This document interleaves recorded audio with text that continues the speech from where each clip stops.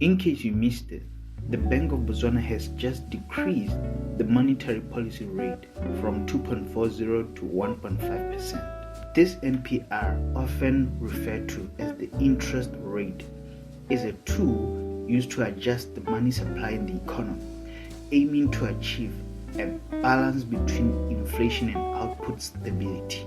This move is significant for everyone, especially if you are an investor in shares. I'm Boahosan, and I'll be explaining the monetary policy rate that just happened.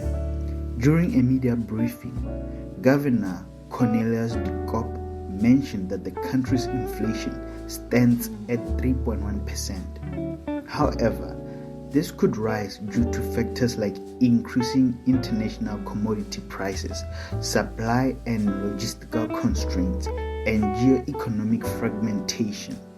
The Bank of Botswana aims to keep inflation below 6% while ensuring the company remains productive. To do this, they have lowered interest rates to give the economy a much-needed boost. But how does this work? Let's break it down. In the first stage, imagine the economy is in a recession. Layoffs are happening, consumers are spending less, and companies aren't investing in new capacity. Borrowing money is expensive due to high interest rates, which tightens company budgets and lowers productivity. To counter this, central banks lower interest rates. In the second stage, when the central bank lowers interest rates, borrowing money becomes cheaper. For instance, FNB announced that their prime lending rate will drop from 6.51% to 6.26%. This increased money supply in the economy leads to rising employment, higher consumer spending, and businesses investing more in capacity. And by the way, don't think that initiatives like Chama Funds, Tuole and the Molotov are the government being generous. They are actually strategic economic moves to boost productivity. But there's a flip side. With more spending comes a rise in price of goods and input costs, leading to inflation. When too much money chases too few goods, prices go up, causing the central bank to increase interest rates again to cool down the economy.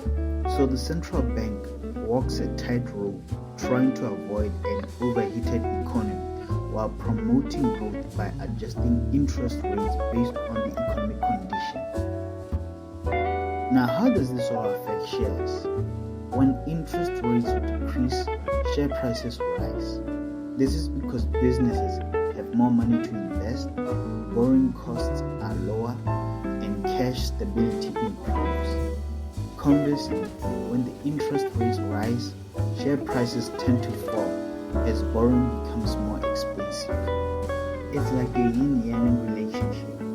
It usually takes about 12 months for a change in interest rates to fully impact the economy, but the stock market often reacts immediately. So, if you are an investor, you are likely to see your shares rise with a decrease in interest rates. However, if you are considering saving money in the bank or buying bonds, be prepared for lower yields compared to investing in shares. But remember, always do your research before investing in any shares. Make informed decisions to maximize your returns.